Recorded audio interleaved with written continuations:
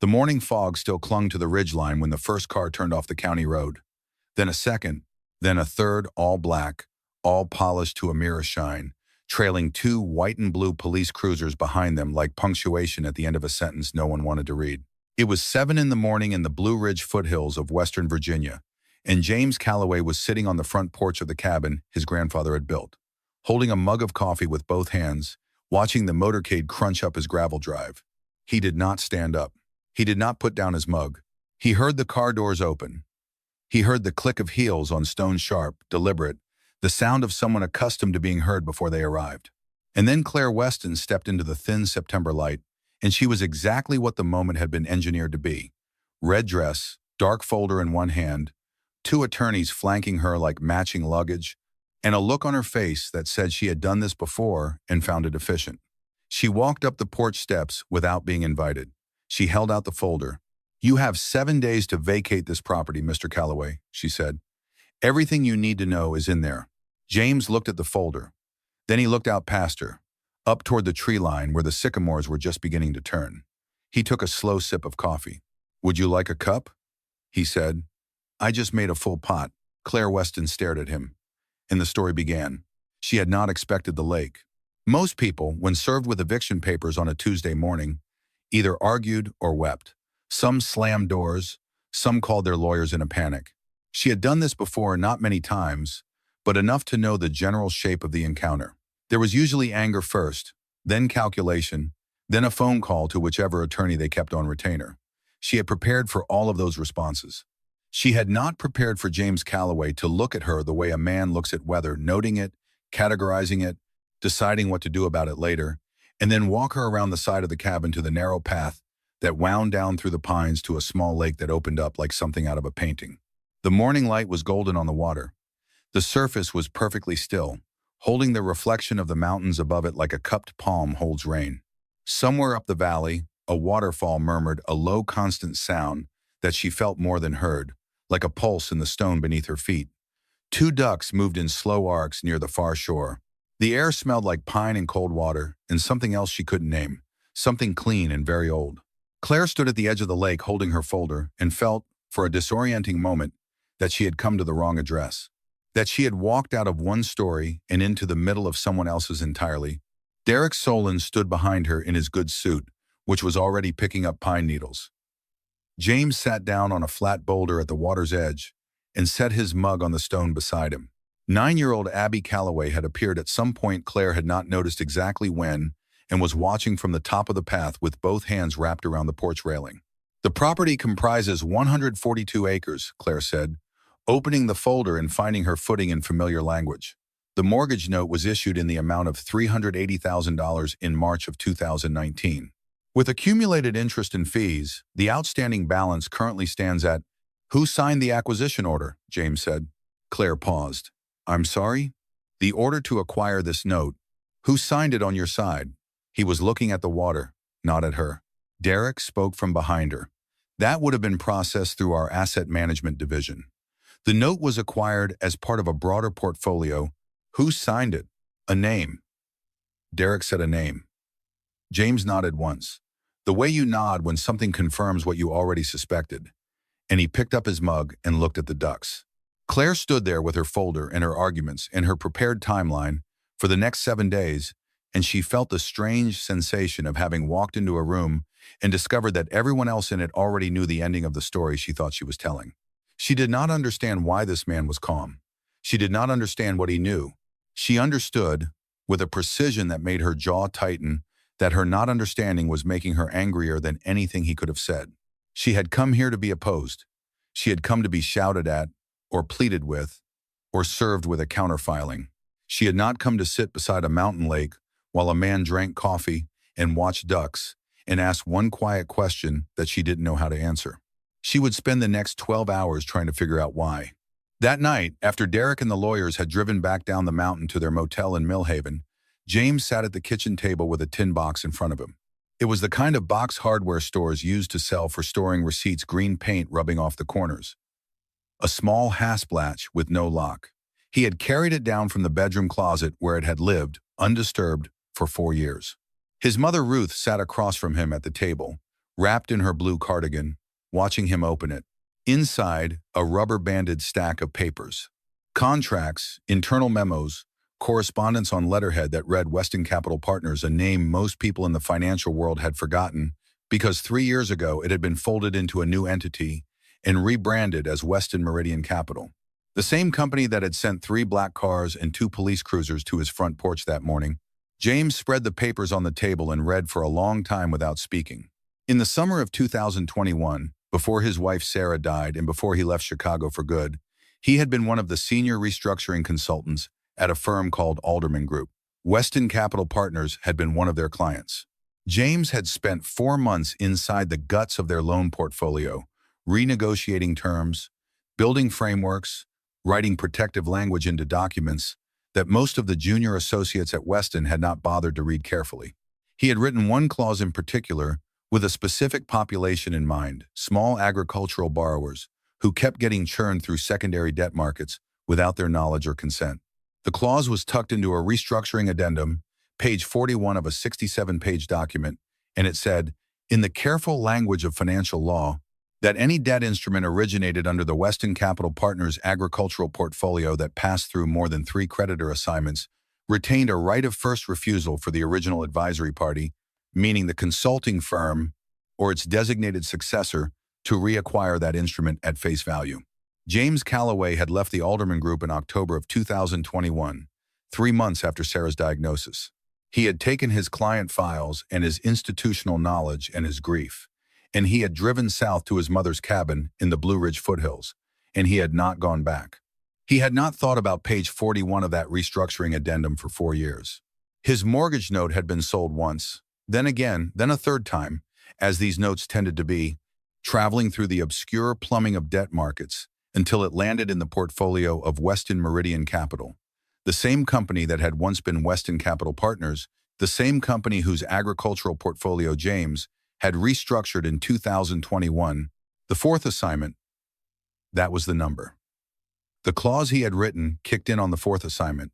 Ruth said, "What are you going to do?" James looked at the photograph of Sarah on the wall. She was laughing in it, turned away from the camera, not knowing she was being photographed. He had taken it the summer before she got sick, on the dock at the lake, and it was the most honest image of her he had. "I don't know yet," he said, "but I know I'm not wrong." Abby had already gone to bed. On the kitchen table, tucked under the fruit bowl, she had left a drawing she'd made the cabin, the lake, the mountains, and a figure that was probably James standing on the dock. She had written at the bottom, in her careful second-grade printing, "Our home." The town of Millhaven had a population of roughly 4,000 people, a diner called Patsy's, a hardware store, a used bookshop, 2 churches, and a lawyer named Tom Briggs who worked out of a converted Victorian on Elm Street and had, over the past 11 years, handled most of the legal business that the county's rural population brought to him. He was 53, methodical, and not easily surprised. He was surprised on Wednesday morning. James had called the night before, and Tom had cleared his schedule.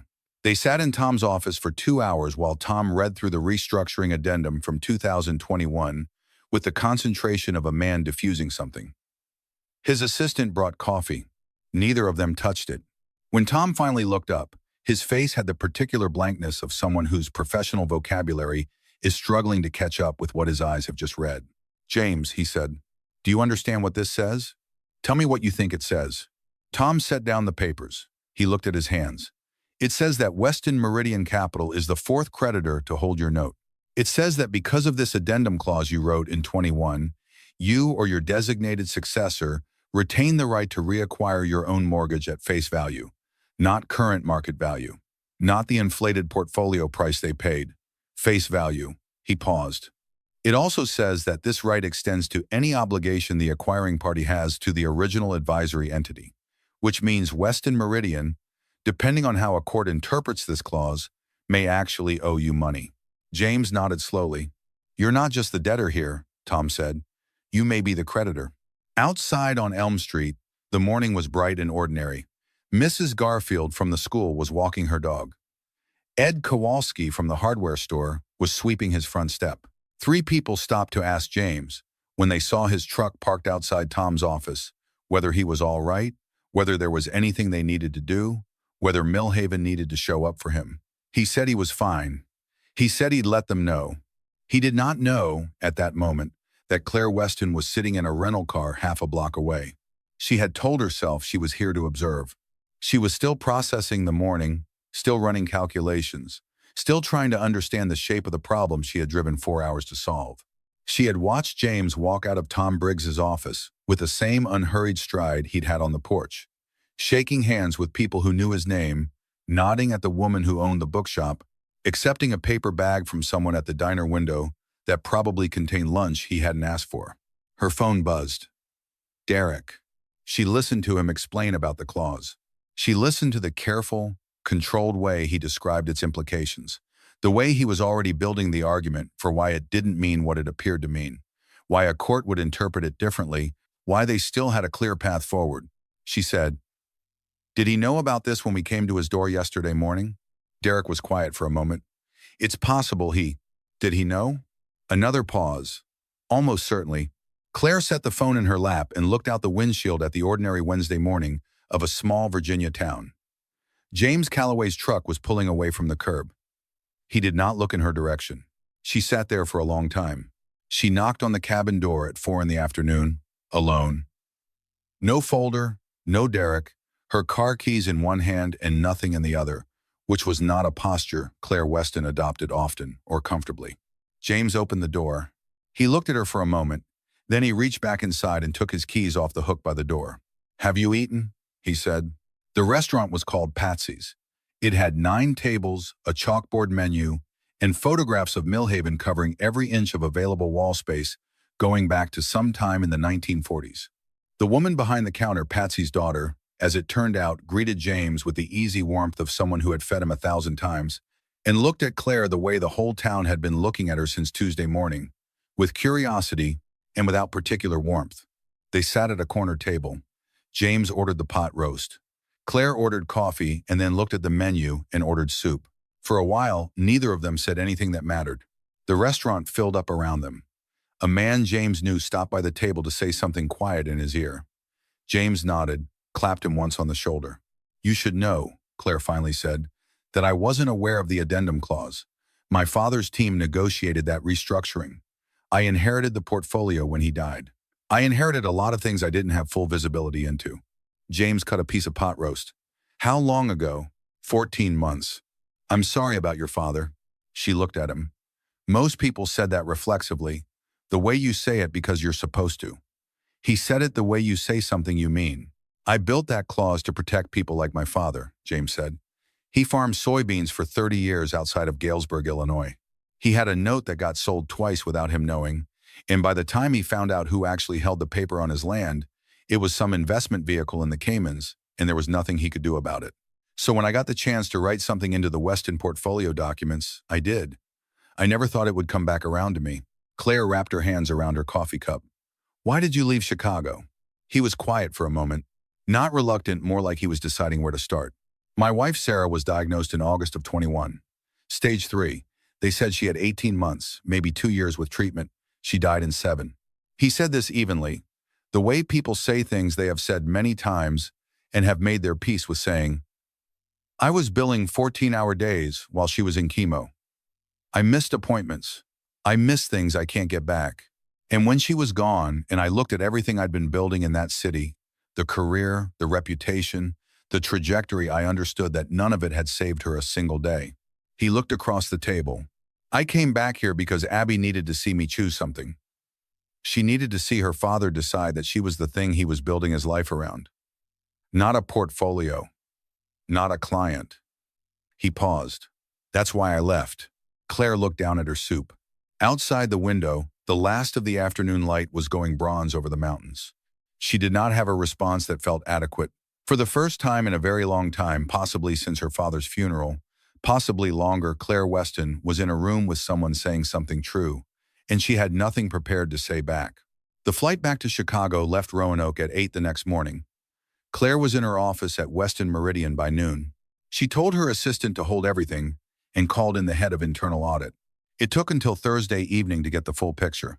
What Derek Solon had built over the preceding 3 years was an architecture of concealment so carefully constructed that it had been invisible to the routine quarterly reviews that Claire had signed off on since inheriting the company.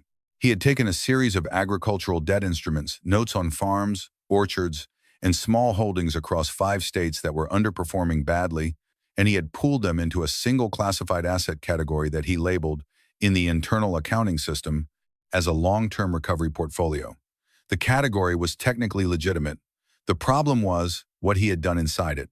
The $2.3 million gap in the company's third-quarter projections had not appeared suddenly.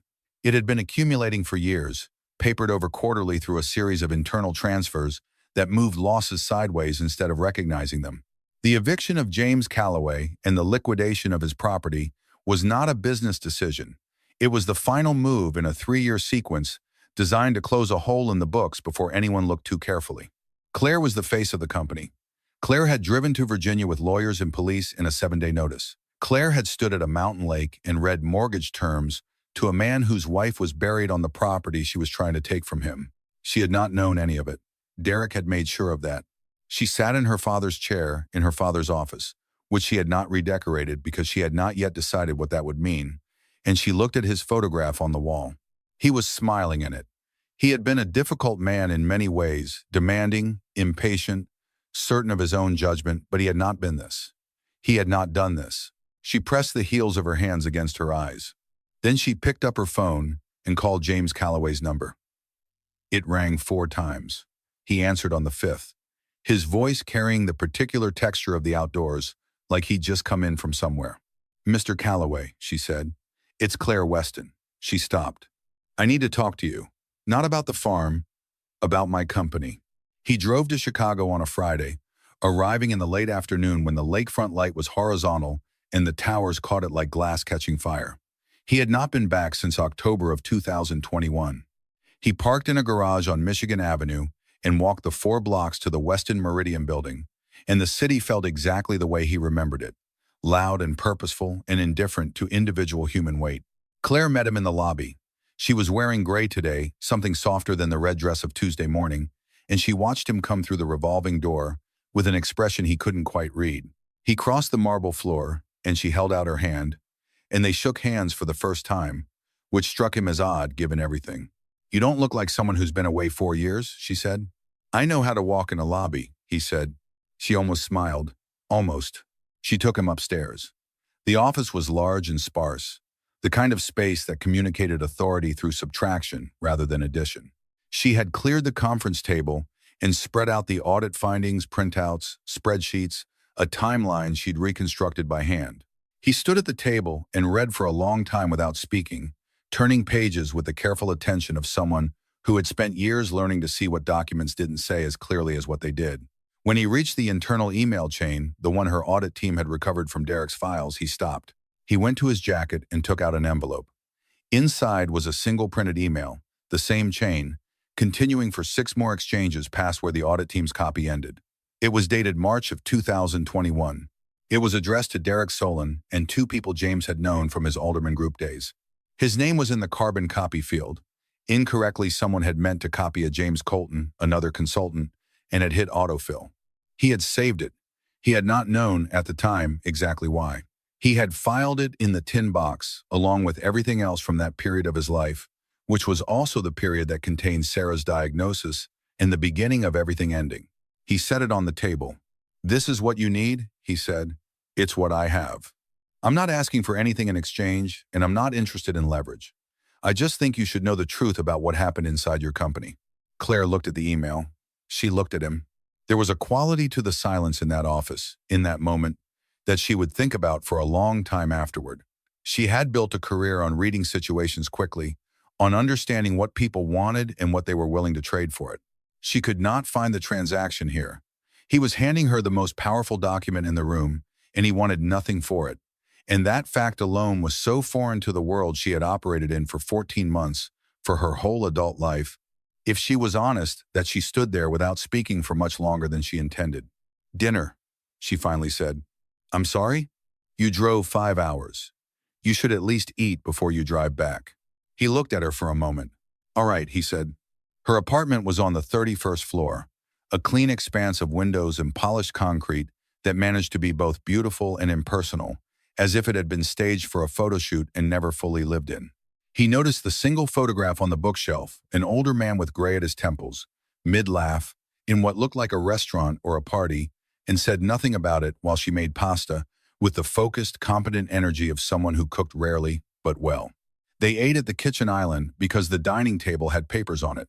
At some point, he said, "He'd be proud of you, you know, your father." She didn't answer immediately. She turned her wine glass in her hand. "He would have known about the addendum clause," she said. "He was very thorough. He would have caught it in the original audit." "Maybe. I didn't catch it." "You caught Derek." She looked at him. He was looking at her directly, without the careful distance he'd maintained since Tuesday, and something in the steadiness of it made her breath shift slightly. "I was used," she said. "Yes. That's not a comfortable thing to sit with." "No," he said. "It isn't." He paused. "But you're sitting with it. That's not nothing." Outside the windows, Chicago arranged itself 31 floors below them, and the kitchen was warm, and neither of them spoke for a while. The emergency board meeting was called for Monday morning. 12 members of the Westin Meridian Capital Board of Directors assembled in the 24th floor conference room, many of them having flown in over the weekend. Derek Solon sat at one end of the table with two attorneys of his own, which told you something. He made his case first. He was a capable advocate for himself, measured, credible, constructing a narrative in which James Calloway was a disgruntled former consultant with a personal grievance and a document that could be read multiple ways. He used phrases like alleged irregularities and alternative interpretations and the hostile actions of a motivated private party. He said James had embedded the clause in the 21 restructuring deliberately as a trap, waiting for an opportunity to exploit it. Then they brought James in. He sat down at the conference table without a folder, without an attorney, without anything except the printed email and the restructuring addendum, which he had annotated in pencil on the drive up. He looked around the room the way you look around a room you used to work in, neither intimidated nor nostalgic, simply present. He spoke for 22 minutes. He walked through the clause language and its legislative history. Similar protections had been proposed at the federal level in 2019, he explained, and the Westin restructuring had been an early private sector implementation. He explained the debt assignment chain, each transfer dated and documented, arriving at the fourth assignment that triggered the clause. He presented the email chain with Derek's name at the top, the timestamps, the explicit references to closing the gap before the year-end audit. He spoke without notes. He had spent 15 years inside documents like these, and the information lived in him the way music lives in a musician who has played the same piece so many times that the score becomes unnecessary. Every number he cited was accurate. Every date corresponded to a document on the table in front of them. When one of Derek's attorneys tried to interject, James paused courteously and then continued from exactly the word where he had stopped, without losing the thread. He did not raise his voice. He did not editorialize. He laid the facts down the way you lay stones, one at a time, until the path was clear. When he finished, the room was quiet for a long moment. Derek's attorney started to speak. One of the board members, a woman named Harriet Cole, who had served on the board for 9 years and was not known for dramatic gestures, held up one hand, and the attorney stopped. The vote was 9-2. Derek Solon was suspended pending a full forensic audit and referred to the company's outside counsel for assessment of potential criminal liability. James gathered his papers and walked out of the conference room. The elevator was waiting. He pressed the lobby button and watched the doors close and felt, in the mild fluorescent light of the elevator, the exact same thing he'd felt on the porch Tuesday morning, that he had simply done what needed doing, and that the rest of it, the drama, the confrontation, the institutional machinery now grinding into motion, was not something that required him to feel anything in particular about. Claire was standing in the lobby when he came out. She had not been in the meeting. It had seemed cleaner that way, and she was wearing her coat, like she'd been outside and come back in. 9-2, she said. 9-2, he said. She looked at him carefully. You didn't have to come back up here. You could have let the lawyers handle it. I know. Why didn't you? He thought about it for a moment. Because it was mine to do, he said. I built that clause. I should be the one to explain it. She was quiet for a moment. Then, I'd like to drive back with you. He looked at her. To Virginia, she said. I know it's not, you don't have to, I just... She stopped. Started again. I've been in this city for 14 months without leaving it for more than a weekend. I need some air. He was quiet for a moment. Then he reached into his pocket and held out the parking ticket. I'm in the garage on Michigan, he said. I'll meet you out front in 10 minutes. The city thinned out gradually as they drove south and then east, the apartment towers giving way to suburbs, the suburbs to smaller towns, the smaller towns to the long flat reaches of Interstate 64 that carried them toward the mountains. Abby was with Ruth tonight, he had called ahead, and Ruth had said, of course, without asking for details. Claire had changed into jeans and a pullover, which she'd retrieved from her overnight bag in the time it took him to get the car. She looked different in them, less armored. He had the radio on low. Somewhere past Charlottesville, she asked him what he listened to, and he told her mostly old country. Some folk, things with guitar and actual lyrics. She said she didn't know any of it. He found a station and let it run. She asked him if he could cook. He said he could cook a few things well and many things adequately. She said she could cook about 4 dishes total and had eaten takeout probably 300 nights in the past year. He said that seemed like a lot. She said it didn't feel like a lot when you were doing it. When was the last time you saw stars? He said. Actual stars, not light pollution. She thought about it. I don't know, maybe years. The interstate became a state route, and the state route became a 2-lane road, and the 2-lane road began to climb. The lights of the last town fell away behind them. Claire looked up through the windshield. Pull over, she said. He found a wide spot at the top of a ridge and pulled off the road. They got out. The air was cold and smelled like pine and the particular clean emptiness of high places. Above them, the sky was doing what mountain skies do when there's no light for 100 miles. It was crowded with stars, dense with them. The Milky Way visible as a faint smear from horizon to horizon. Claire stood with her head tilted back. She said nothing for a long time. He stood a few feet away, hands in his jacket pockets, watching her watch the sky. Then he reached over and took her hand. He did it simply, without announcement, the way you reach for something you've been thinking about reaching for. She looked down at their hands. She didn't pull away. They stood there on the ridge, in the cold and the dark, under a sky full of stars, and neither of them said anything, because nothing needed to be said yet. Something was being decided. Both of them felt it. Neither of them rushed it.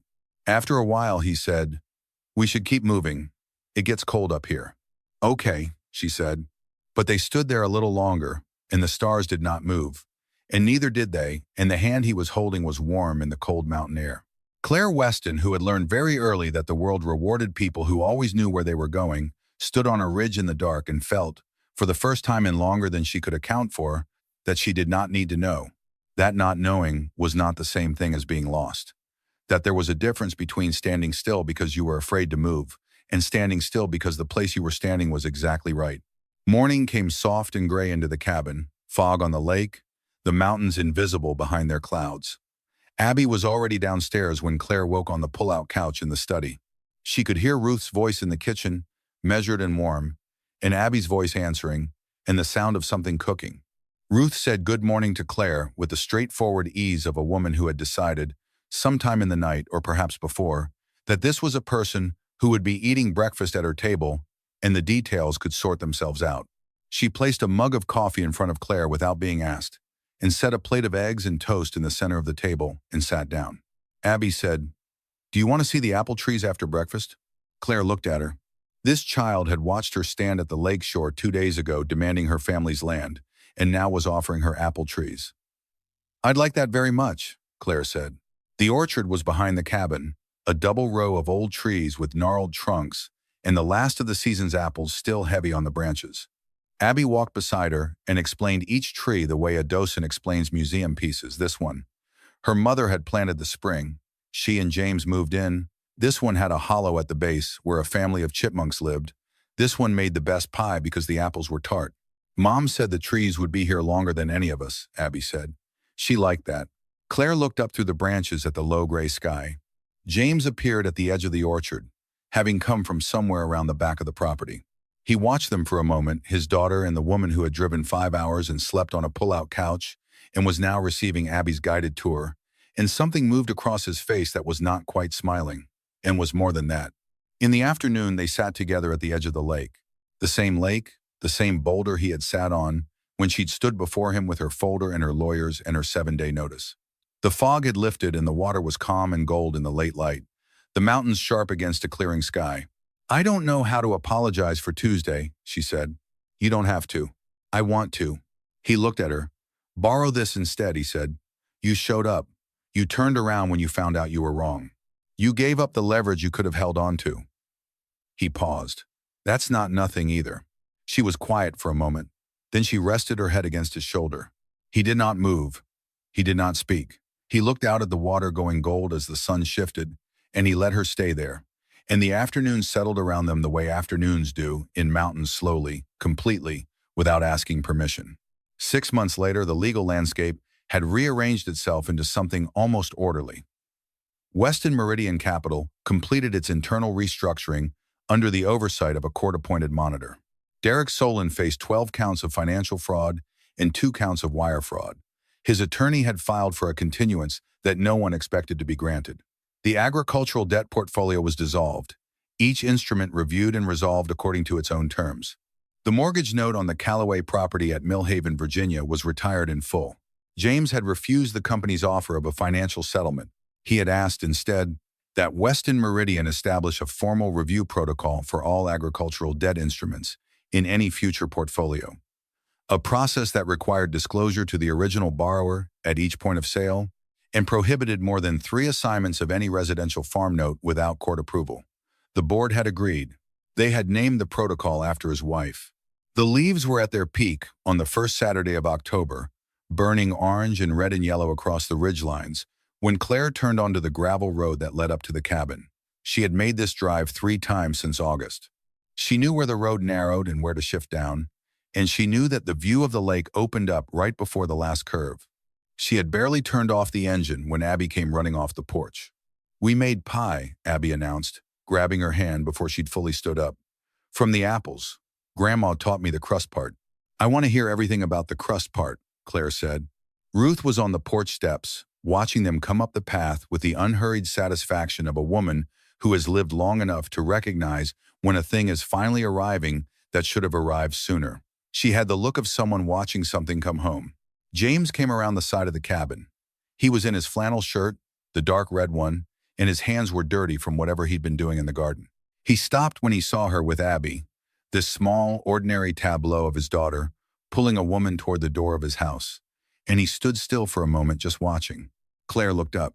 She saw him standing there, the mountains behind him, the October light catching the copper in the trees around the cabin, and something that had been held tight in her chest for a long time, maybe 14 months, maybe longer released. He came toward her. She walked to meet him. They reached each other at the edge of the path, a few feet from the lake, where the afternoon light lay flat and golden on the water. He was looking at her the way he'd looked at her on that ridge under the stars, without hurry, without performance, with the simple attention of someone who has made a decision and is no longer uncertain about it. He kissed her. Softly, steadily, like something that had been decided long before either of them said it out loud. Like the kind of thing that doesn't need an announcement because it has already been true for longer than the moment it becomes visible. Abby had stopped on the porch steps. She looked at Ruth. "Grandma," she said. "Are they?" Ruth put her hand on Abby's shoulder and smiled the smile of someone who has been waiting patiently for the story to arrive at its ending. "I know, sweetheart," she said. "I know."